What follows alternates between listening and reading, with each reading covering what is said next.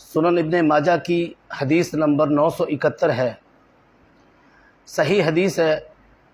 رسول اللہ صلی اللہ علیہ وسلم نے ارشاد فرمایا کہ تین ایسے آدمی ہیں، تین ایسے بدبخت انسان ہیں کہ جو نماز پڑھتے ہیں لیکن نماز ان کے سروں سے اوپر نہیں جاتی، ایک برش بھی ان کے سروں سے بلند نہیں ہوتی نماز۔ وہ کون سے بدبخت انسان ہیں کہ جو پڑھنے کے باوجود اللہ قبول نہیں کرتا ان کی نماز کو؟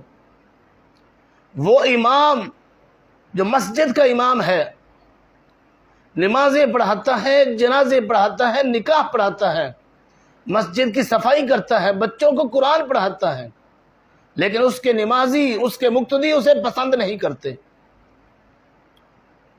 لمحہ فکریہ ہے ایسے اماموں کے لیے کہ اتنا بڑا کام کرنے کے باوجود اللہ ان کی نماز قبول نہیں کرتا۔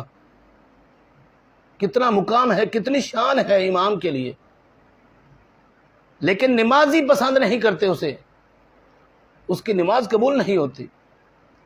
اور دوسری وہ بدبخت عورت جو اس حال میں رات گزارے کہ اس کا خاوند، اس کا شوہر اس سے ناراض ہو۔ آج معاشرے میں دیکھیں کتنے ایسے میاں بیوی ہیں جو آپس میں ناراضگیاں ہیں، لڑائی جھگڑے ہیں، مہینے گزر جاتے ہیں، سالہ سال گزر جاتے ہیں، تو اللہ ان کی نماز کیسے قبول کرتا ہوگا؟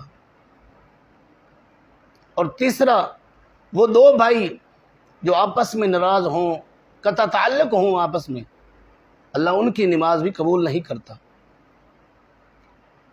تو بھائیو، یہ سوچنے کی بات ہے، غور و فکر کرنے والی بات ہے، لمحہ فکریہ ہے ہمارے مسلمانوں کے لیے کہ اتنے بڑے کام کرنے کے باوجود اللہ تعالیٰ نماز قبول نہیں کرتا ان کی۔